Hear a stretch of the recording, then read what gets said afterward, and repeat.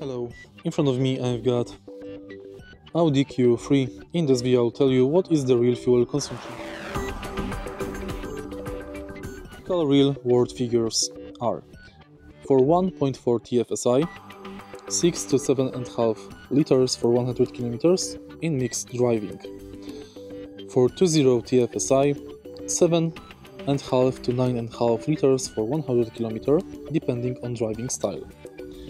For 2.0 TDI, 5 to 6.5 liters for 100 km, excellent on motorway and highway.